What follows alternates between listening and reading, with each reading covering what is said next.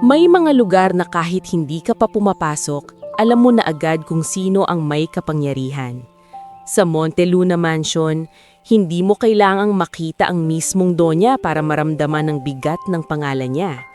Sapat nang makita mo ang mataas na bakod na bakal, ang mga matutulis na dulo na parang ngipin, at ang mga CCTV na nakatutok sa kalsada na tila nanlilisik ang mata sa bawat dumadaan. Dito unang tumigil si Nicanor Coro Alvarado. Bitbit ang lumang toolbox na may kalansing sa bawat hakbang. Toolbox na minana niya sa ama niyang namatay sa aksidente sa bukid. Sa loob noon, may mga lumang wrench, isang rusted na pruning shear, at maliit na lapis na may nakadikit pang tape sa katawan. Sa ilalim ng tape, nakasulat sa maliit na sulat kamay, "Huwag kang susuko sa lupa." Huminga siya ng malalim at tinignan ang mansyon. Hindi ito basta bahay, parang sariling mundo. Kung may trabaho dito, baka dito magsimula, bulong niya sa sarili, sabay punas ng pawis sa noo. Sa kabilang side ng kalsada, may maliit na paupahang bahay na may lumang karatula, "Room for Rent." Doon siya tumuloy kay Aling Pining de la Cruz, isang byudahang matalas ang dila pero malambot ang puso kapag tumama ka sa tamang tono. "Anak, anong hanap mo dito?" tanong ni Aling Pining habang sinusuri si Nico mula ulo hanggang paa. Nakapamaywang ito, suot ang lumang duster at may hawak na basahan. "Trabaho po, Aling, kahit ano basta marangal. Marunong po ako sa tanim, sa lupa." Sagot ni Nico, magalang, hindi tumitingin ng diretso sa mata, parang sanay sa taong mas matanda. "Sa lupa?" Napailing si Aling Pining. "Marami dito sa area na to, anak, pero ingat ka sa mayayaman, minsan mas matigas pa sila sa bato." "Opo," tugon niya, pero may ningning ang mata, parang may sinasariling laban. Kinaumagahan, maaga siyang naglakad papunta sa Monte Luna. Hindi siya dumaan sa main gate agad. Iniikot niya ang paligid, pinagmamasda ng mga puno at halaman mula sa labas. Napansin niya agad ang mga parte ng bakod na may lumalaking lumot at ang gilid ng kalsada na may bahagyang hukay, parang may tumatagas na tubig mula sa loob. "May bara sa ilalim," bulong niya. Hindi to normal. Bago pa siya makalapit, may boses na sumalubong sa kanya mula sa gatehouse. "Hoy! Anong kailangan mo?" sigaw ng gwardya. Si Rolly Sison iyon, matangkad, sunog ang balat at may tinging hindi nananakot pero hindi rin nagpapaapi. Lumapit si Nico, nakataas ang dalawang kamay na parang nagpapakita ng respeto. "Kuya, mag-a-apply po sana ako, hardinero o helper, kahit ano po." Sinipat siya ni Rolly, pati ang toolbox. "May experience ka ba?" "Sa probinsya po, kuya. Ako po nag-aalaga ng taniman namin. Marunong po ako mag-prune, mag-graft, mag-ayos ng drainage, basta po sa lupa." "Drainage?" Napakunot noo si Rolly. "Bakit mo ba nabanggit yan?" Napatingin si Nico sa gilid ng kalsada. "May tubig po na parang tumatagas dito. Baka po galing sa loob." Sandaling tumahimik si Rolly. Parang may bagay siyang alam pero ayaw niyang sabihin. Sa huli, tumanggo ito. "Sige, pumasok ka, pero may tatawagin muna ako." Pinapasok siya sa gilid na daanan, hindi sa main entrance. Sa loob, mas lalo niyang nakita ang lawak ng hardin. May mga ornamental plants, may fountain, may hedge na parang ginuhit sa ruler. Pero sa kabila ng ganda, may patay na patches ng dama sa bandang malapit sa likod. Parang may sakit na unti-unting kumakain sa lupa. Doon niya unang nakita si Manggores Magsino, isang matandang hardinero na may baluktot na likod at makapal na kamay na puno ng kalyo. Nakasombrero, may dalang itak na pang-branch at may tinging parang nakakita na ng maraming bagyo. "Eto ang aplikante," sabi ni Rolly. "Sabi niya marunong daw sa lupa." Lumuhod si Nico nang hindi inuutusan. Kinuha niya ang kaunting lupa, kiniskis sa daliri, saka inamoy. "May asim po. Parang may tubig na hindi umaagos. Baka po nabaon ng drainage o barado." Bahagyang umangat ang kilay ni Manggores. "Ha, may ilong ka sa lupa." "Tinuro po ng tatay ko." sagot ni Nico. Kapag mabaho ang lupa, may problema sa ilalim. Sa may bintana ng kusina, may babaeng nakasilip. Maya-maya, lumabas ito. Si Tess Cancino, ang kusinera. Medyo bilugan ng pisngi, maaliwalas ang mukha, at may apron na may mantsa ng toyo. Kuya Gores, sino yan? Tanong ni Tess. Aplikante, hardinero raw. Sagot ng Gores, pero hindi inaalis ang tingin kay Nico. Ngumiti si Tess kay Nico. Kumain ka na ba? Ang aga mo yata. Hindi pa po, sagot ni Nico, medyo nahihiya. Ay nako, dito sa mansyon kung di ka kakain, manghihina ka. Teka, bibigyan kita mamaya, sabi ni Tess, parang ina. Sa sandaling iyon, nakaramdam si Nico ng kakaibang ginhawa. May tao pala sa lugar na ito na hindi ka titingnan na parang basahan.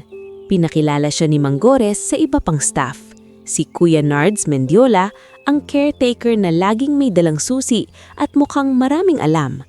Sila Lane Sombilio, isang maid na mabilis magsalita at mas mabilis magtago ng emosyon. At si Andoy Ricarte, driver na palaging naka-earphones pero alerto sa paligid.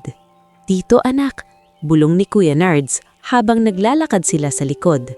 Hindi lang halaman ang kailangan mong alagaan, pati ugali ng mga tao. Bakit po? Tanong ni Nico. Tumawa si Kuya Nards pero walang saya. Kasi may mga ugaling mas mabilis tumubo kaysa damo. Sa unang araw, binigyan siya ni Mang Gores ng simpleng gawain, maglinis ng tuyong dahon at magtanggal ng weeds sa gilid ng fountain. Pinagmasdan siya nito habang nagtatrabaho, parang sinusukat ang tiyaga niya. Hindi ka ba napapagod? Tanong ni Mang Gores. Pagod po, pero mas pagod po ako kapag walang ginagawa. Sagot ni Nico, hindi tumitingin, tuloy sa bunot. Magandang sagot, sabi ni Mang Gores. Pero tandaan mo, dito, hindi lahat ng pagod ay galing sa trabaho. Kinahapunan, habang nagdidilig siya, dumaan si Rolly. Rolly ha? Sabi ni Kuya Gores may potensyal ka. Salamat po, sagot ni Nico. Huwag kang kumpante, dagdag ni Rolly. May mga mata dito, hindi CCTV lang. Nilingon ni Nico ang paligid. Sa itaas ng teres, may taong nakatayo. Babaeng nakaayos, tuwid ang tindig, parang may hawak na clipboard. Si Mira Aguirre iyon, ang katiwala. Nakatingin ito sa kanya na parang may sinusukat na mali. Lumapit si Mira, maingat ang hakbang, tahimik pero mabigat ang presensya. Ikaw si Nicanor Alvarado? Tanong niya, malamig ang boses. Opo ma'am, sagot ni Nico, tumayo agad at pinahid ang kamay sa pantalon. Dito sa Monteluna, may patakaran. Walang kalat, walang tanong-tanong, at higit sa lahat, huwag mong aakalain na dahil marunong ka sa lupa ay may karapatan ka na dito. Hindi sumagot si Nico, tumanggo lang siya. Pero sa loob niya, may kumurot. Nang umalis si Mira, lumapit si Tess, dala ang plato na may kanin at pritong itlog. Kain Nico, tahimik ka lang ha, hindi ka pa sanay dito. Salamat po Ate Tess, sabi niya, tinanggap ang plato na parang mahalaga. Habang kumakain siya sa gilid ng garden shed, napatingin siya sa malayo, sa damuhan na may patay na patches. Sa gitna ng kagandahan, may bahid ng problema. At sa gitna ng mansyon, ramdam niyang may mas malaking puwersang magtutulak sa kanya pababa. Pero sa araw na iyon, hindi pa niya alam kung gaano kabigat ang magiging kabayaran ng pagtapak niya sa mundong hindi para sa kanya. Humigpit ang hawak niya sa kutsara. Tatayo ako. Bulong niya, hindi ako lulubog dito. Tatayo ako. Bulong ni Nico habang nakatitib sa patay na patches ng damo sa bandang likod ng hardin. Hindi niya alam kung sino ang kausap niya, ang alaala ng ama, ang sarili niyang takot o ang mismong lupa na parang humihinga sa ilalim ng mansyon. Pero ramdam niyang may paparating na bagyong hindi nakikita sa langit. Kinabukasan, bago pa sumikat ang araw, gising na si Nico. Sa paupahan ni Aling Pining, narinig pa niya ang kalansing ng kaldero at ang mahinang radyo. Oh, gising na gising ka na naman, sabi ni Aling Pining habang nagtitimpla ng kape. Anak, huwag kang magpakaubos agad sa trabaho. Hindi naman tagapagmana ng lupa na yan eh. Ngumiti si Nico, pilit na magaan. Kailangan lang po, Aling. Gusto ko pong ipakita na kaya ko. Tsk, napailing si Aling Pining. Hindi puro kaya ang laban sa mayayaman. Minsan, kailangan mo ring marunong umiwas. Hindi la sumagot si Nico. Kinuha niya ang toolbox, inayos ang lumang sombrero ni Manggores na ipinahiram sa kanya at naglakad papunta sa Monte Luna. Habang papalapit siya, nakita niyang bukas ang gatehouse at si Rolly ay may hawak na listahan. Nico, tawag ni Rolly, seryoso ang mukha. Ngayon ang garden party, maraming bisita. Doble ingat ka. Garden party po? Tanong ni Nico, nang laki ang mata. Oo, at kapag may bisita, mas tumitigas sa mga utos dito, sagot ni Rolly. Kuya Gores, gusto ka makita. Sa likod ng fountain, nandoon si Manggores, nakaupo sa maliit na bangko habang nagtatali ng halaman. Paglapit ni Nico, tumingin ito sa kanya na parang gustong magsabi ng babala pero hindi niya alam paano. Anak, mahinang sabi ni Manggores, sa party ngayon, huwag kang lalapit sa teres. Diyan madalas ang gulo. Bakit po? Tanong ni Nico. Tandaan mo lang, sagot ni Manggores, kapag may kumislap na salamin, may magpapakita ng ngipin. Hindi pa man malinaw kay Nico ang ibig sabihin niyang dumating si Tess mula sa kusina, dala ng tray ng tubig. Nico, uminom ka muna, mainit mamaya. At kung may mangyari, huwag kang mag-isa. Lumapit ka sa akin o kay Kuya Gores. Parang may pumasok na kaba sa sikmura ni Nico. Ate Tess, parang ang bigat po ng hangin ngayon. Huminga si Tess.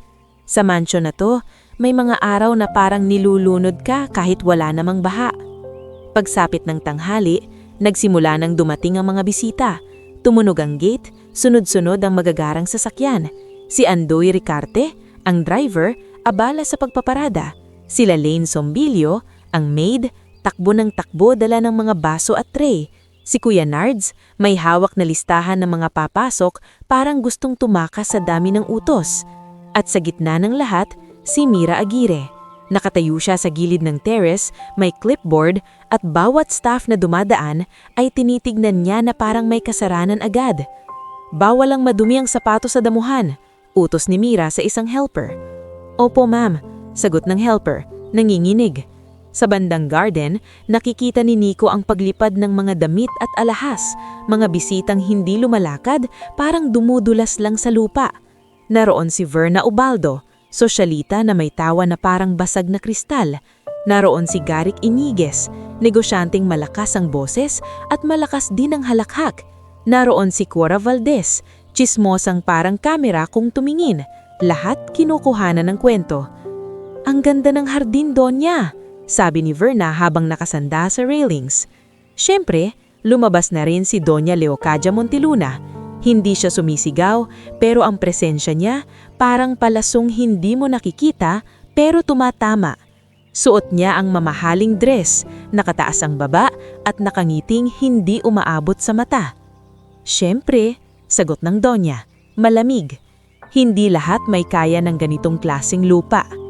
Kasunod niya si Silas Monteluna, anak niyang lalaki, may kolon na umaabot hanggang hardin, nakapolo na halatang mahal at may tinging sanay na may sumusunod sa kanya. Kasama niya ang barkada niyang sina Berto Lising at Crispin de la Peña, parehong mayabang at laging may halakhak na parang may pinagtatawanan kahit wala naman. Uy, ang dami palang bagong tanim. Sino gumawa nito? Sabi ni Silas habang naglalakad sa gilid ng fountain. Si Manggores po sir, sagot nila Lane agad, takot magkamali. Ngumiti si Silas. Si Manggores po? Sino yung batang lagi kong nakikita dyan sa diligan? Sabay turo kay Nico na nagdidilig sa malayo. Namlamig ang batok ni Nico. Pinilit niyang ipagpatuloy ang trabaho pero alam niyang nakatutok na ang mata sa kanya. Lumapit si Mira, mabilis. Nico, lumayo ka dyan. Huwag kang magpakita. Bakit ka nasa harap? Ma'am, inuutos po ni Manggores na ayusin ko tong gilid. Sagot ni Nico, mahinaon. Huwag kang makipagtalo. Pabulong utos ni Mira pero ang tono niya parang binabagsak si Nico kahit pabulong. Kapag napansin ka ng Donya, ikaw ang unang sisisihin. Hindi na nakasagot si Nico. Umatras siya pero kailangan pa rin niyang tapusin ang trabaho. Sa isang iglap, may nangyaring hindi niya inaasahan. Habang naglalakad si Silas sa damuhan, may bahagyang lumambot na parte ng lupa, yung lugar na patay ang damo. Hindi niya napansin. Nadulas siya, bumagsak ang isang paa at tumilapo ng hawak niyang baso ng wine. Putang, napamura si Silas, napatingin sa sapatos niyang namansyahan. Nagkatawanan agad sina Berto at Crispin. Ay, may sumpa yata tong damuhan, biro ni Crispin. Pero ang tawa nila ay biglang naputol nang narinig ang tinig ni Doña Leocadia mula sa teres.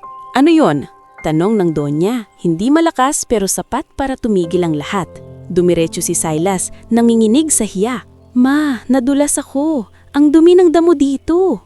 Sumingit si Verna Obaldo, kunway nag-aalala. Ay Doña, baka kailangan nyo ng mas maayos na hardinero. At si Cora Valdez nakangisi. May staff ba dito na bago? Baka silang may kasalanan. Sa gilid, nakita ni Nico si Manggores na papalapit pero hinarang siya ni Mira. Huwag kang kikilos. Pabulong nito. Lumapit si Doña Leocadia sa mismong damuhan. Ang bawat hakbang niya parang sermon. Tumingin siya sa lupa, saka tumingin sa mga tao. Tapos tumingin kay Nico na nakatayo sa malayo. Ikaw, tawag niya, turo kay Nico. Halika dito. Parang nanigas ang tuhod ni Nico. Lumapit siya, dala ang bigat ng tingin ng mga bisita. Narinig niya ang bulong-bulungan. Yan ba ang bagong hardinero? Mukhang probinsyano.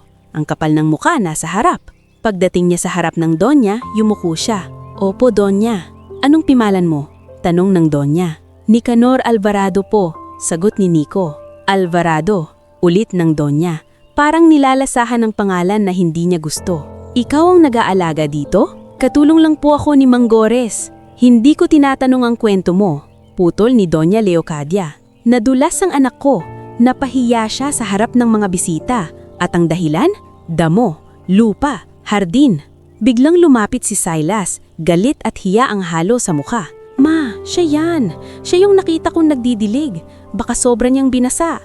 Hindi makapaniwala si Nico. Sir, hindi po.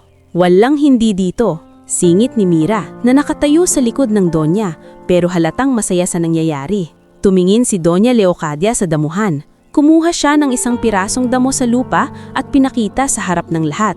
Kung gusto mong magtrabaho dito, matuto kang lumunok. Napaangat ang tingin ni Nico. Donya, po. Nag-iba ang tingin ng Donya. Mas tumalim. Luhod. Nanginginig ang mga kamay ni Nico. Sa gilid, nakita niya si Tess na napapahawak sa bibig. Si Manggores namumula ang mata. Si Rolly nakapikit, parang pinipigilan ng sarili. Donya, awa po kayo. Mahina sanang sabi ni Tess, pero tinapik siya ni Mira sa braso na parang babala. Luhod, ulit ng Donya, mas bigat. Lumuhod si Nico sa damuhan. Ramdam niya ang malamig na lupa sa tuhod niya. Ramdam niya ang tingin ng mga bisita, parang mga mata ng ibon na naghihintay ng patak ng dugo. Doña Leocadia inabot ang pirasong damo kay Nico. Ikainin mo. Parang huminto ang mundo. Sa isang segundo naalala ni Nico ang tatay niya. Kung paano siya tinuruang humawak ng lupa, kung paano siya pinaghirapang palakihin. Naalala niya ang sulat sa lapis, huwag kang susuko sa lupa. Pero ang lupa mayon, hindi lupa ng bukid, lupa ito ng pang-aapi. Donya, nanginginig ang boses niya, tao po ko. Sa mansion ko, ang tao ay yung may halaga. Patunayan mong may halaga ka, kainin mo. Dahan-dahan hinawakan ni Nico ang damo, nanginginig ang kamay. Sa gilid narinig niya si Crispin na pabulong, kainin mo na para matapos. Naramdaman niya ang luha sa mata pero pinigil niya. Hindi siya iiyak sa harap nila, hindi niya ibibigay ang huling piraso ng dignidad. Pero nang tumingin siya kay Manggores at kay Tess, nakita niya ang takot sa mga mukha. Takot na kapag tumutol siya, sila ang sunod. Takot na mas lalala pa. Kaya sa harap ng lahat, ipinasok ni Nico sa bibig ang damo. Mapait, mabaho, parang lumunok na ang buong pagkatao niya. Tumawa ang ilang bisita. Grabe si Donya, sabi ni Verna. Kunway natatawa pero halatang natutuwa. Si Doña Leocadia hindi tumawa. Tumanggo lang, parang satisfied.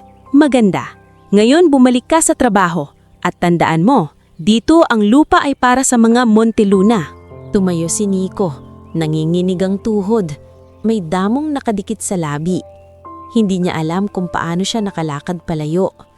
Ang alam lang niya, may init sa dibdib niya na hindi apoy ng galit lang, kundi apoy ng pangakong hindi niya bibitawan. Sa gabi, sa likod ng garden shed, nadatnan siya ni Tess. May dala itong maliit na tinapay at tubig. Umupo siya sa tabi ni Nico, tahimik. "Pasensya ka na," bulong ni Tess. "Wala akong nagawa." Umiling si Nico, nangingilid ang luha pero hindi tumutulo. "Hindi po ikaw ang may kasalanan, Ate Tess." Dumating si Mang Gores, mabigat ang hakbang. "Anak, umalis ka na," mahinang sabi nito. "Hindi ka mabubuhay dito. Nilalamon ng mansyon ng mga tulad natin." Tumitig si Nico sa patay na damo. "Kuya Gores, yung lupa po dito may sakit. Barado ang drainage, kaya nadula si Silas, kaya namamatay ang damo." Tumanggo si Mang Gores, parang matagal nang alam. "Oo, pero hindi nila aayusin. Mas gusto nilang may masisi." Huminga si Nico. "Kung aalis po ako, aalis akong may dala. Hindi para maghiganti ng marahas, pero para umangat." Sa malayo, sa itaas ng teres, nakita niya si Mira Aguirre. Nakatayo sa dilim, nakatingin sa kanila. At sa tingin na yun, alam ni Nico, hindi pa tapos ang pagbagsak niya. May susunod pang mas masakit. At sa ilalim ng Monteluna Mansion, sa lupa na barado at nangangamoy, parang may lihim na naghihintay na muling bumuka, kasama ng bagong buhay ni Nico na magsisimula sa pinakamasakit na paraan. Kinabukasan, hindi na siya bumalik sa hardin.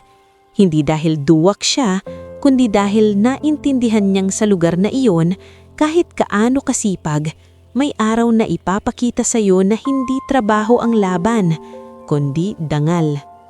Sa paupahan ni Aling Pining, nakaupo siya sa gilid ng kama, hawak ang toolbox, parang huling piraso ng sarili niya. "Tama na," mahinang sabi ni Aling Pining habang nagwawalis sa may pinto. "Anak, nakita ko kagabi si Tess. Umiiyak. Anong ginawa sa'yo?" Hindi agad nakasagot si Nico.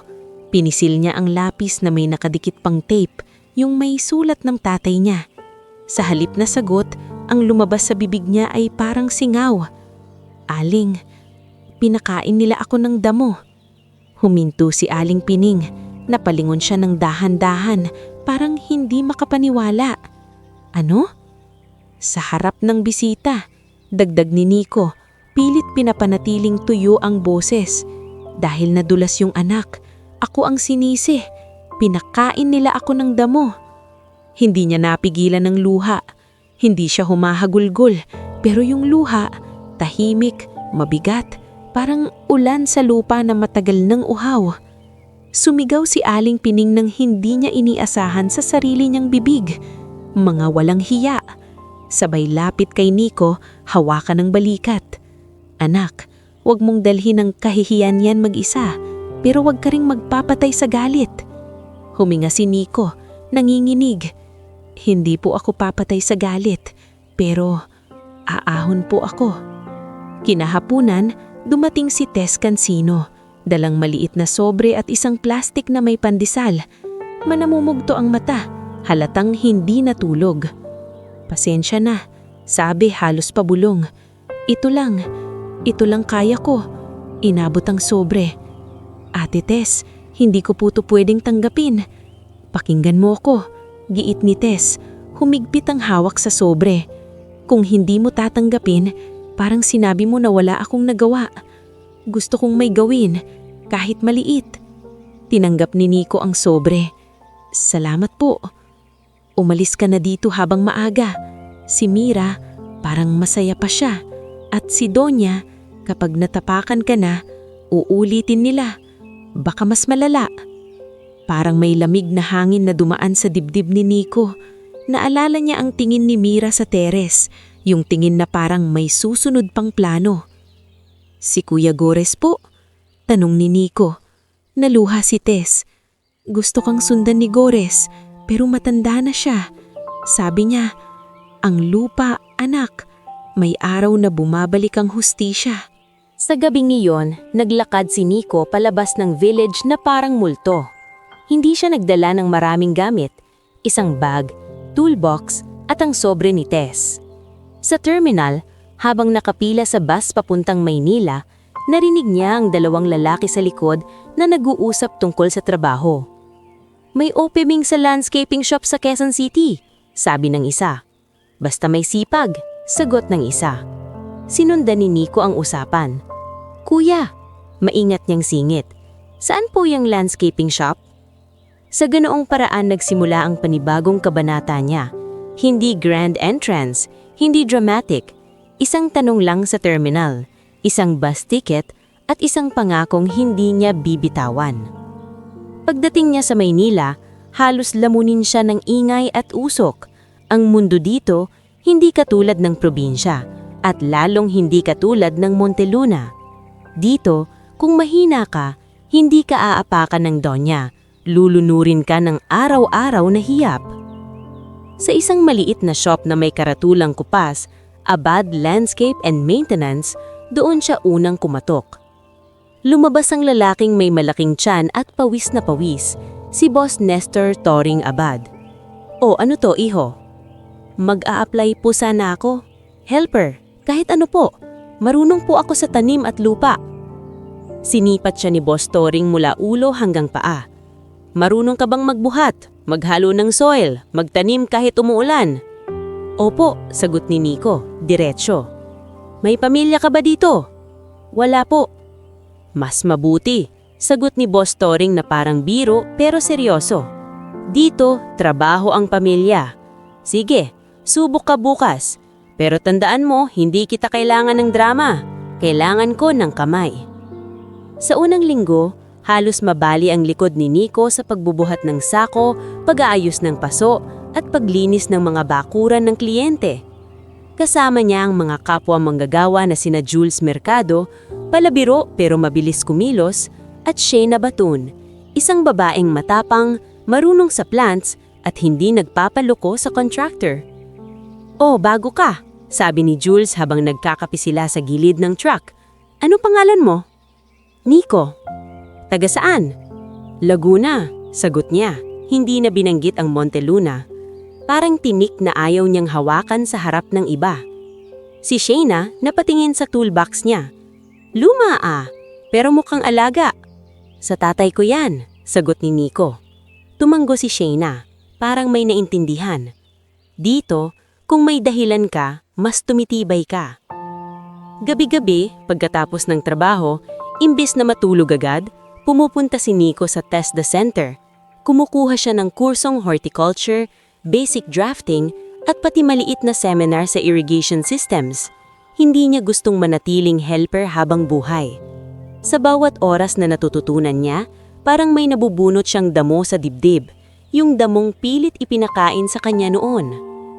Isang gabi, habang nagdodrawing siya ng simpleng garden layout sa lumang papel, narinig niya ang instructor na nagsabi, ang magandang hardin, hindi lang maganda sa mata, maganda rin sa ilalim, drainage, slope, tubig.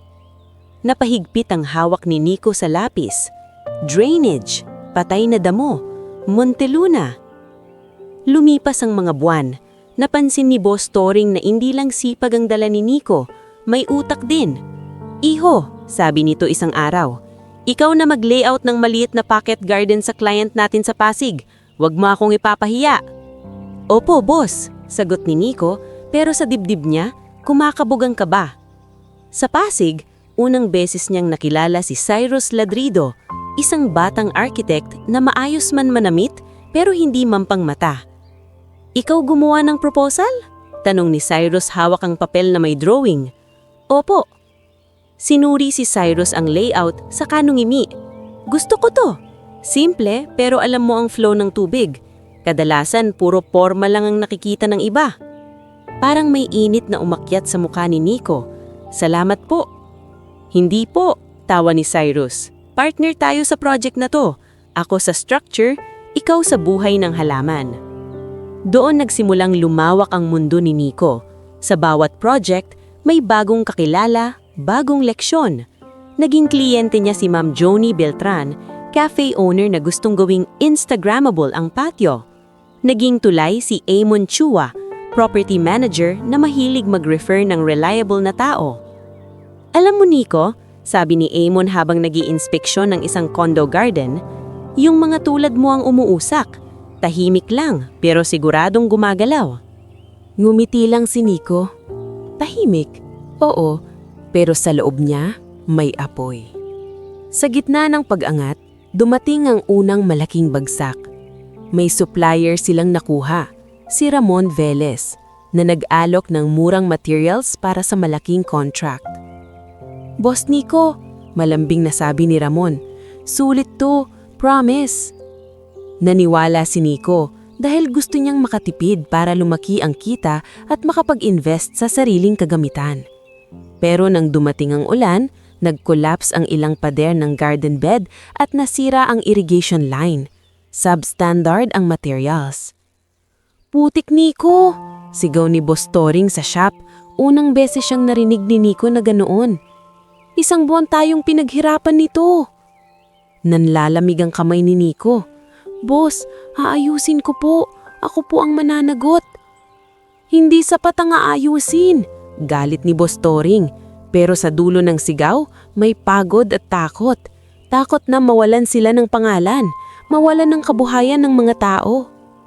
Si Shayna lumapit kay Nico sa labas. Hindi mo kasalanan lahat, sabi niya. Pero kung gusto mong ayusin, kailangan mo ng ebidensya. Hindi pwedeng puro sorry. Si Jules, tahimik lang pero inabot ang resibo. Itago mo to, lahat ng delivery note, baka may laban ka. Sa tulong ni Shayna, kinumpleto nila ang mga resibo, pictures at testimonya. Sa tulong ng isang kakilalang abogado ni Cyrus, dinala siya kay Attorney Selma Roque. Matikas, diretso magsalita at may tingin parang walang sinasayang na oras. Mr. Alvarado, sabi ni Attorney Selma habang binabasa ang papeles. May kaso ka, pero hindi ito quick fix. Handa ka bang lumaban ng legal? Tumanggo si Nico, ramdam ang dating hiya na bumabalik, pero ngayon, hindi siya luluhod. Handa po ako. Good, sagot ni Attorney Selma, kasi ang hustisya hindi minamadali, pero kapag pinursigi mo, umaabot. Lumipas ang mga taon. Dahan-dahan, nabayaran ng mga damages na ibalik ang reputasyon. Natuto si Nico na ang negosyo parang lupa. Kapag hindi mo inalagaan ang ilalim, guguho ang ibabaw. Sa ika-10 taon, hindi na siya helper. Hindi na rin siya umaasa lang sa shop. Nakapagbuo siya ng sariling maliit na team, nakapag-ipon ng puhunan at nakapag-register ng pangalan, Verde Luna Designs. Hindi man siya pinanganak sa yaman, pero pinanganak siya sa tiyaga. Isang araw, habang nasa maliit niyang opisina, isang rented space na may 2 mesa at isang whiteboard, pumasok si Mindy Paredes, broker na ipinakilala ni Amon. Sir Nico, sabi ni Mindy, may hawak na folder. May property akong alam na baka gusto mo. Anong property? Tanong ni Nico, walang pakialam sa una. Narinig mo na ba ang Monte Luna Mansion? Parang tumigil ang hangin. Sa bibig ni Mindy, simple lang ang pangalan, pero sa dibdib ni Nico, parang bumalik ang lasa ng damo, ang halakhak ng bisita at ang malamig na tinig ni Doña Leocadia. Bakit? Iminingat niyang tanong. Mindy, binuksan ang folder. May utang, may foreclosure issues, at may mga investors na gustong bilhin. Kung seryoso ka sa real estate ventures mo, ito yung klase ng property na once in a lifetime. Hindi agad nakakasagot si Nico. Sa bintana ng opisina, nakita niya ang kalsada. Mga taong nagmamadali, mga bus na umaandar. Umaandar ang panahon, umaandar ang buhay. At sa loob ng dibdib niya, may tinig na matagal niyang pinatahimik ang muling nagsalita. Tatayo ako. Hindi na ito pangako ng batang hardinero na sugatan. Ito na ang pangako ng lalaking hinubog ng 10 taon, hindi para manumbat, kundi para patunayan na ang lupa, kahit tapakan ka, pwede mo pa ring gawing pundasyon ng pag-angat. At sa loob ng dibdib niya, may tinig na matagal niyang pinatahimik ang muling nagsalita. Tatayo ako. Hindi agad umalis si Nico sa opisina matapos sabihin ni Mindy Paredes ang pangalang Monteluna. Umupo lang siya, nakatitig sa folder na parang bomba na hindi pa sumasabog, pero alam mong may timer. Sa isip niya, bumabalik ang terasa, ang damuhan, ang malamig na tinig ni Doña Leocadia at ang matamis na tawa ni Verna at ng mga bisita. Pero kasabay ng sakit, bumabalik din ang mga taong naging sandalan niya. Si Tess na nag-abot ng sobre, si Manggores na nagpaalala tungkol sa lupa, si Rolly na nagbabawala tungkol sa mga mata na hindi CCTV. Mindy nakatayo sa harap niya, mangingat ang boses. Sir Nico, hindi ko alam kung may history ka sa lugar na yan, pero business-wise, malaki ang potensyal. Ang law office handling the bidding ay next week. Huminga si Nico. May history, sagot niya, diretso. Pero hindi mo kailangang malaman lahat. Ang importante, gusto kong malaman ang totoo. Gaano kalaki ang utang? Ano ang kondisyon ng property? Agad binuklat ni Mindy ang papers. May loans na overdue, may ilang liens. Yung ibang lupa sa likod parang na-encumber na at nag-atubili siya. May rumor na pinilit ni Doña Leocadia i-maintain ang lifestyle kahit bumabagsak na. Maintenance? Tanong ni Nico. Biglang pumitik ang professional side niya. Drainage? Irrigation? Ano ang records? Umiling si Mindy. Walang malinaw. Tumango si Nico. Parang may pirasong puzzle na bumalik sa tamang pwesto. Kaya pala. Kinuha niya ang phone at tinawagan si Attorney Selma Roque. Isang ring pa lang, sumagot na. Selma, sabi ni Nico, hindi na nagpaligoy-ligoy. May property na gusto kong pasukin, Monteluna Mansion. Saglit na katahimikan sa sabilang linya. Alvarado, sagot ni Attorney Selma. Calm pero matalim. Bakit parang mabigat ang boses mo? Business ba to o personal? Pareho, amin ni Nico. Pero kaya kong ilugar. Kailangan ko ng legal eyes. Hindi pwedeng emosyon lang. Good, because kung papasok ka dyan, haharangin ka nila.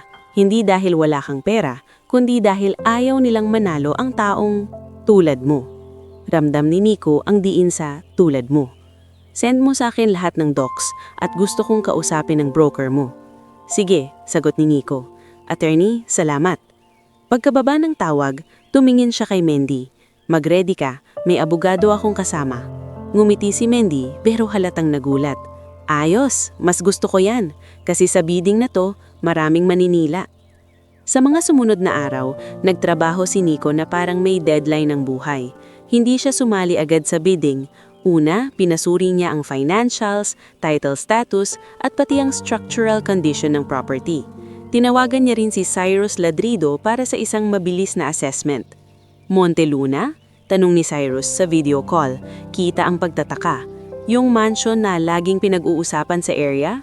Oo, sagot ni Nico. Kailangan ko ng mata mo, pero hindi to simpleng project. Gusto kong malaman kung may hidden costs. Sumeryoso si Cyrus. Sige, pero ingat Nico, ang mansion may mga multo. Minsan hindi literal. Isang gabi, habang nag-iisa si Nico sa opisina, kinuha niya ang lumang lapis ng tatay niya at nagsulat sa isang papel. Offer strategy. Cash plus assumption of debt, favorable to creditors. Hindi siya pwedeng sumabay sa yabangan. Kailangan niya ng matalinong ruta. Dumating ang araw ng bidding. Ang law office ay nasa isang building na malamig ang aircon at mas malamig ang mga mata ng mga taong sanay magdesisyon gamit ang pera. Sa lobby pa lang, kita na ni Nico ang mga pamilyar na muka, hindi yung mga bisita sa garden party, kundi yung mga taong kauri nila. Investors, brokers, corporate lawyers. Kasama niya si Attorney Selma, naka-blazer, matikas ang lakad. Kasama rin si Mindy Paredes, hawak ang folder na parang shield. Pagbukas ng elevator, agad tumama sa mata ni Nico ang isang pamilyar na figura, si Mira Aguirre. Mas elegante na ang suot pero pareho ang tingin, yung tingin parang may gustong pigain sa'yo. Sa tabi ni Mira, naroon si Silas Monteluna, hindi na kasing kinis ng dati pero halatang pinipilit panatilihin ang yabang. Kasama pa rin ang kanyang mga alalay na sina Berto Lising at Crispin de la Peña, mas tumanda pero pareho ang ngisik. At sa dulo, nakaupo si Doña Leocadia Monteluna, naka-dark dress, hawak ang handbag na parang scepter. May dalawang socialite sa likod, sina Verna Ubaldo at Cora Valdez, na tila nandito hindi para bumili kundi para manood ng pagkatalo ng iba. Pagpasok ni Nico, agad na palingon si Cora. Ay, siya ba yan? Parang kilala ko yung mukha, bulong niya, pero narinig pa rin ni Nico sa katahimikan. Si Verna naman, bahagyang tumawa. Bagong investor? Naglakad si Nico papunta sa registration desk. Tinawag ang pangalan niya. Nicanor Alvarado, Verdeluna Designs. Parang may kumalabog sa loob ng silid. Nakita ni Nico ang biglang pagtaas ng kilay ni Mira. Nakita niya ang pag-igting ng panga ni Silas. At si Doña Leocadia, hindi siya gumalaw pero tumalim ang mata niya na parang may bagay siyang naalala at ayaw niyang aminin. Lumapit si Silas bago pa magsimula ang meeting. Ikaw? Aniya, mababa ang boses pero puno ng panlalait. Hardinero ka dati, di ba? Hindi umiiwas si Nico. Trabaho ang hardinero. Marangal yon. Tumawa si Berto. Ay wow, nag-i-English ka pa? Si Crispin, nakangisi. Anong ginagawa mo dito? Baka gusto mong humingi ng tawad o baka gusto mong maningil ng damo. Naramdaman ni Nico ang init sa dibdib pero hindi siya pumatol. Tumingin lang siya kay Silas, diretso. Andito ako para sa bidding, business. Sumingit si Mira, malinis ang tono pero may lason. Business? Ang mga tulad mo dapat sa likod, hindi sa mesa. Bago pa makasagot si Nico, umusog si Attorney Selma sa tabi niya. Ma'am, sa batas, walang likod at harap ang dignidad. At ang client ko ay legal bidder. Kung may reklamo kayo, doon sa committee. Napalingon si Mira, bahagyang namutla sa hindi inaasahang tapang. Nagsimula ang meeting. May committee na binubuo ng mga lawyer at representative ng creditors. Isa sa kanila, si Attorney Henson Prado, nagbasa ng terms. Highest bid wins subject to review. Sabi nito, may option for structured payment, ngunit priority ang settlement ng creditors. Sunod-sunod ng offers. May isang investor na si Garrick Imiguez, ang negosyanteng nakita ni Nico noon sa party, nagbigay ng malaking presyo, halos pang press release. May isang consortium din na may foreign partner. Nang turn na ni Nico, tumayo siya. Hindi siya nagpakitang yaman. Wala siyang flashy presentation, pero ang boses niya malinaw. Verdeluna Designs, sabi niya. Cash component plus assumption of specific debts with immediate settlement timeline. Ang gusto ko, mas mabilis mabayaran ng creditors, mas kaunting risk sa committee. Nagkatinginan ng committee, si Attorney Henson napataas ang kilay. Can you specify the timeline? 12 weeks for partial settlement, 6 months for full assumption completion. Sagot ni Nico.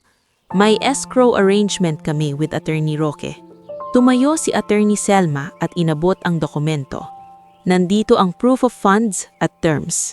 Parang may kumaluskos sa room, hindi ingay, kundi pag-iba ng hangin. Dahil ang iba, puro yabang ang dala. Si Nico, plano. Doon sumingit si Mira, halatang hindi mapakali. Committee, I would like to raise a concern. Sabi niya, this bidder has history with the Monteluna household. There could be ulterior motives, revenge, sabotage. This is not just business.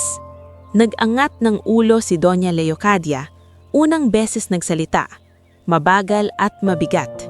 Tama si Mira, hindi mo alam ang ugali ng taong yan. Tihimik ang room, parang lahat naghihintay ng drama. Tumingin si Nico kay Doña Leocadia. Hindi na siya yung batang lumulunok ng damo, pero hindi rin siya nagmamalaki. Donya, sabi niya, mahinahon. Ang motives ko nakalagay sa dokumento. Business po. Kung takot kayo sa sabotage, may kontrata, may penalties, may legal remedies. Hindi mo naiintindihan. Biglang singit ni Silas, halos pumutok ang boses sa hiya. Hindi ka bagay sa Monteluna. Si Attorney Selma, mabilis ang sagot. Ang property po ay asset na ibinebenta dahil may obligasyon. Hindi po ito beauty contest. Napahiya si Silas, tumahimik. Nag-break ang committee para mag-review. Habang naghihintay, lumapit si Cora Valdez kay Verna Obaldo, bulong-bulong. Ay grabe, parang pelikula no? Yung hardinero bumabalik? Sumabat si Verna. Pero hindi yan mananalo. Monteluna yan eh. Sa kabilang gilid, si Mindy, pabulong kay Nico. Sir, maganda yung structure mo. Mas gusto ng creditors yan. Hininga si Nico. Hindi ako nandito para sa kwento. Bulong niya. Andito ako para tapusin ang dapat tapusin. Bumalik ang committee. Tumayo si Attorney Henson. Hawak ang papel. After review, the committee recommends acceptance of Verdeluna Design's offer. It provides faster creditor settlement with adequate guarantees. Parang may nabasag sa katahimikan. Napatayo si Mira. Hindi! Pero pinutol siya ng chairman. Subject to signing. Nakita ni Nico ang kamay ni Doña Leocadia na bahagyang naninginig sa ibabaw ng handbag. Si Silas, namutla. Sina Berto at Crispin, wala nang ngisi. Lumapit si Nico sa signing table. Hawak niya ang pen. Sa isang iglap, bumalik sa isip niya ang damo sa bibig, ang tawa, ang hiya. Pero hindi siya nagpaalipin sa alaala. Pinirmahan niya ang kontrata, malinaw ang pirma, parang pag-ukit sa bato. Pagkatapos ng signing, nagkasulubong sila ni Doña Leocadia sa hallway. Wala ng audience, wala ng terrace, wala ng bisita. Dalawang taong magkaibang mundo ang pinagtagpo ng lupa. Tumingin sa kanya ang Donya. Mabigat ang pinhinga. Ikaw, paano mo nagawa? Hindi sumigaw si Nico. Hindi rin siya ngumisi. Trabaho po, panahon, at maraming taong tumulong sa akin. Umiling ang Donya, parang ayaw tanggapin. Bakit mo binili? Para ipahiya kami? Para gumanti? Huminga si Nico, saka tumingin sa sahig na marmol. Donya, sabi niya, mahinahon pero tumatama. May araw talagang ang lupa ang humuhusga. Kapag tinapakan niyo ang tao, darating ang panahong hindi niyo na kayang hawakan kahit sarili ninyong lupa. Namutla si Doña Leocadia. Hindi siya nakasagot. Si Nico, tumanggo lang. Hindi bilang pagyuko, kundi bilang pagtatapos ng isang eksenang matagal niyang bitbit sa dibdib. Habang naglalakad siya palayo kasama si Attorney Selma at Mindy, narinig niya si Attorney Selma na pabulong. Alvarado, ngayon palang magsisimula ang tunay na laban kasi mas masakit sa kanilang matalo kaysa mawalan ng pera. Tumanggo si Nico. Handa ako. Sa labas ng building, huminga siya ng malalim.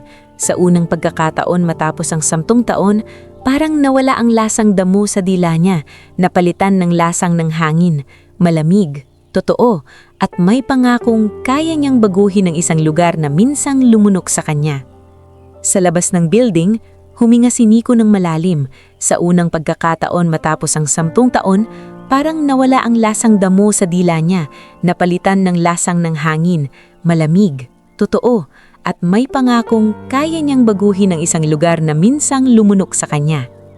Alvarado, sabi ni Attorney Selma habang naglalakad sila papunta sa parking, hindi ito matatapos sa pirma. Sa mga ganitong pamilya kapag nasaktan ng pride, nagiging desperado. Alam ko, sagot ni Nico, hindi nagmamadali ang boses. Pero hindi na ako yung batang hardenero na walang alam. Ang gusto ko ngayon, ayusin, hindi wasakin. Mindy Paredes, hawak ang folder, sumingit. Sir, kailangan niyo na agad magpadala ng notice of turnover. Baka magpa-delay sila, may mga ganyang tao. Tumanggo si Nico. Gawin nating legal, walang shortcut. Sa loob ng 2 linggo, nagsimula ang proseso ng turnover at gaya ng sabi ni Attorney Selma, hindi naging madali. Sa unang araw ng inspeksyon, sinalubong siya ni Mira Aguirre sa gatehouse kasama ang 2 bagong gwardya na hindi niya kilala. Sir Nico, malinis ang ngiti ni Mira pero ang mata parang kutsilyo. We were informed you will conduct an inspection. However, Doña Leocadia requests don't override contracts. Putol ni Attorney Selma. Calm pero matigas. Let's not waste time. Sa likod ng gate, nakita ni Nico ang Montezuna Mansion, pareho ang itsura, pero parang may lamat ang aura. May mga parte ng hardin na mas tuyo, mas patay, yung fountain hindi na umaagos ng maayos, parang sinuko na ng lugar ang sarili sa pagod. Lumapit si Rolly Season, ang dating gwardya. Naka-uniform pa rin pero mas kupas na, parang naubos ang lakas sa mga taon. Nang makita ni Nico, limaki ang mata niya. Nico? Bulong ni Rolly. Parang hindi makapaniwala. Tumanggo si Nico. Kuya Rolly, kumusta? Hindi agad nakasagot si Rolly. Tumingin siya sa panigid, saka ibinaba ang boses. Akala ko, hindi ka na magbabalik. Bumalik ako, pero hindi para mag-ingay. Napahinga si Rolly ng malalim. Buti. Sa kusina, unang sumalubong si Tess Cancino. Mas tumanda na siya, may ilang hibla ng puti sa buhok, pero pareho ang tingin, yung tinging may alaga. Nico, sabi niya, nanginginig ang labi. Hindi nagkunwari na wala lang si Nico. Lumapit siya at hinawakan ng kamay ni Tess. Ate Tess, salamat sa sobre noon, hindi ko nakalimutan. Naluha si Tess. Akala ko, hindi ka na magbabalik. Akala ko, natapos ka na. Hindi. Dun lang nagsimula. Sa likod ng garden shed, may upuang luma. Doon nakaupo si Manggores Magsino. Mas payat, mas baluktot, pero buhay pa ang mata. Nang makita ni Nico, tumayo ito kahit hirap. Anak, sabi ng Manggores, paos. Lumapit si Nico at agad inalalayan siya. Kuya Gores, wag po kayong tatayo. Tumawa ng mahina si Manggores. Akala mo ba, hindi ko ito ipinagdasal? Sabi ko sa lupa, may araw babalik ka, hindi para gumanti, kundi para ayusin. Tumanggo si Nico. Ayusin natin, kayo ang consultant ko kung papayagan kayo. Nanlaki ang mata ni Manggores, parang may nabuhay na kabataan. Consultant? Matanda na ako. Mas kailangan ko kayo, sagot ni Nico. Kayong nakakaalam ng ugat ng lupa dito. Habang umuusad ang inspection, nakita ni Nico ang mga problema na dati pa niyang naaamoy. Baradong drainage, lumang irrigation na may tagas, slope na mali kaya naiipon ng tubig sa isang bahagi at natutuyo sa iba. Hindi ito simpleng maintenance. Ito ang dahilan kung bakit palaging may sisisihin. Dahil kapag may nadulas, kasalanan ng hardinero. Kapag may namatay na tanim, kasalanan ng staff. Pero ang totoo, ang mismong sistema ang bulok. Sa teras, nakita niya si Doña Leocadia. Hindi na ito kasing tikas.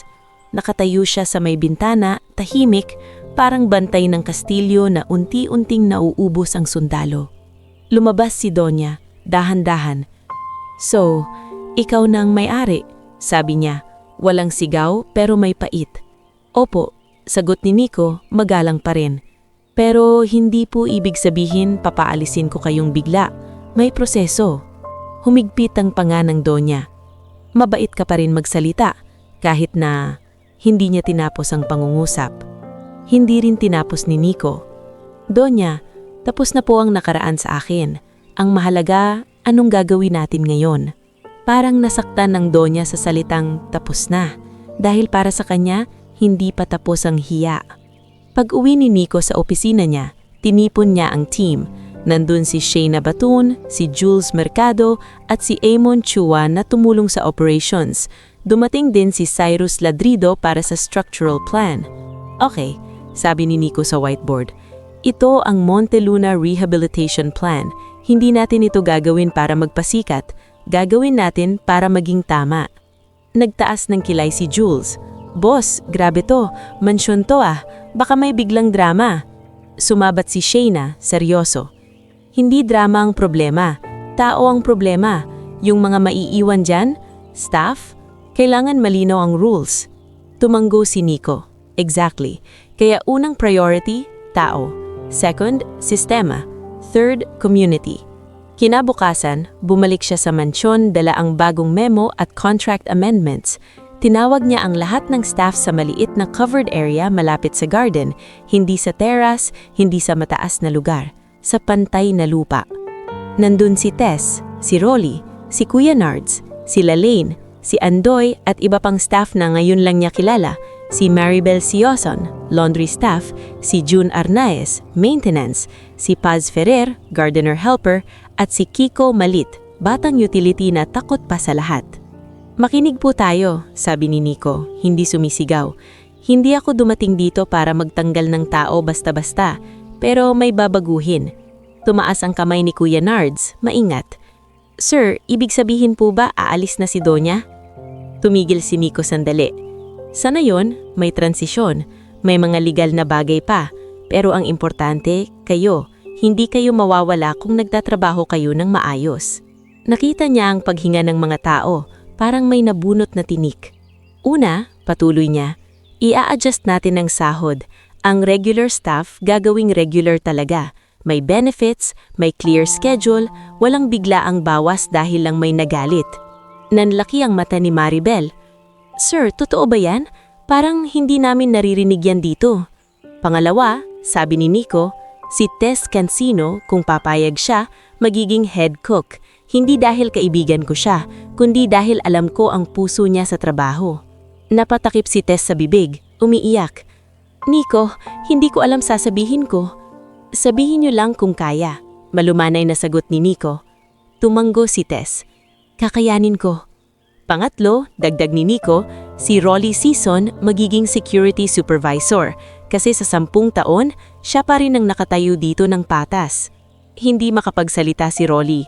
Tumanggo lang siya, mabigat ang lalamunan. At doon, sa harap ng mga tao, unang naramdaman ni Nico ang tunay na pagbili ng mansyon. Hindi pader, hindi chandelier, hindi lupa, kundi ang pagbili ng pagkakataon para itama ang sistema. Pero hindi pa tapos ang laban.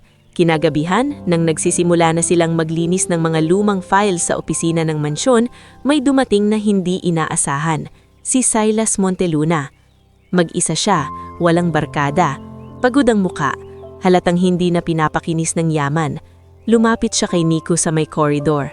Akala mo nanalo ka, sabi ni Silas, mababa ang boses pero wala na yung dating lakas. Tumingin si Nico, hindi agresibo. Hindi ito laro. Wala ka sa lugar, giit ni Silas. Mansyon to ng pamilya namin. Dating sa inyo, sagot ni Nico. Ngayon, may obligasyon akong ayusin. Kung gusto mong magalit, okay. Pero hindi ko sisirain ang lugar para lang may maipakitang ganti. Napangisi si Silas, pero basag. Galing mong magsalita. Parang hindi ikaw yung pinakamakaim. Tumigil siya. Parang napaso sa sariling salita. Tahimik si Nico. Ilang segundo bago siya sumagot. Hindi ko na kailangang ulitin yun, Silas. Ikaw na ang may dala nun sa konsensya mo. Namula ang mata ni Silas. Hindi mo alam kung anong nangyari sa amin pagkatapos noon. Hindi ko kailangan malamon lahat, sagot ni Nico. Pero kung gusto mong magsimulang magbago, magsimula ka sa totoo. Humingi ka ng tawad sa mga taong tinapakan mo. Hindi sumagot si Silas. Umalis siya, pero sa pagtalikod niya, parang may mabigat na iniwan. Sa mga sumunod na linggo, tuloy-tuloy ang pagbabago. Pinakawalan ni Nico ang budget para sa drainage overhaul. Si Cyrus gumawa ng structural plan. Si Shayna at Jules nag-manage ng team. Si Manggores, kahit mabagal, naging gabay sa bawat pagbungkal. Sa unang araw na bumukas ang baradong linya at umagos ang tubig ng tama, napaupo si Manggores sa lupa at tumawa. Sabi ko sa iyo anak, kapag inayos mo ang ilalim, gaganda ang ibabaw. At sa gitna ng renovation, gumama si Nico ng isang bagay na hindi inaasahan ng kahit sino. Binuksan niya ang bahagi ng grounds tuwing weekend para sa community garden. Tinawag niya ang barangay captain na si Cap Elmer Sadiwa at ang school principal na si Ma'am Luningning Abarca para sa partnership. Sir, sure ka? Tanong ni Cap Elmer. Baka magreklamo yung mga dating bisita, sasabihin nila bumaba ang value. Ngumiti si Nico. Ang value ng lupa, hindi lang presyo, value din ang pakinabang. Sa opening day, dumating ang mga taga-barangay, mga nanay, mga bata, mga matatanda. Si Aling Pining dumating din, bit-bit ang maliit na paso. O ayan, sabi ni Aling Pining kay Nico, nakapamaywang. Tignan mo, sabi ko sa'yo marunong ka ring umiwas. Umiwas ka sa galit pero hindi ka umiwas sa pangarap. Tumawa si Nico, unang tawang hindi pilit sa mahabang panahon. Aling, salamat po. Sa gilid, nakita niya si Tess na masayang namimigay ng pagkain sa volunteers. Si Rolly nag-aayos ng pila ng walang sigaw. Si Mang Gores nagtuturo sa mga bata paano magtanim. At sa terrace, malayo, nakita niya si Doña Leocadia na nakasilip lang. Hindi siya lumalapit, pero sa mata niya, may bagay na tila hindi na kayang ipagmalaki at hindi rin kayang itanggi. Hindi na humarap si Nico sa Doña para mag-speech. Sa halip, lumuhod siya sa lupa sa community garden, kumuha ng kaunting lupa sa kamay at ipinikit ang mata. Sa isip niya, narinig niya ang boses ng tatay. Huwag kang susuko sa lupa. Ngumiti siya. Sa kadahan-dahang nagbukas ng palad, pinakawalan ng lupa pabalik sa pinanggalingan. Dati, may damong pinilit sa bibig niya bilang kahihiyan. Ngayon, may lupa siyang hinahawakan bilang paalala. Ang lugar na minsang lumunok sa kanya, ngayon ay lugar na gumagamot, hindi lang ng hardin, kundi ng mga taong matagal nang pinatahimik.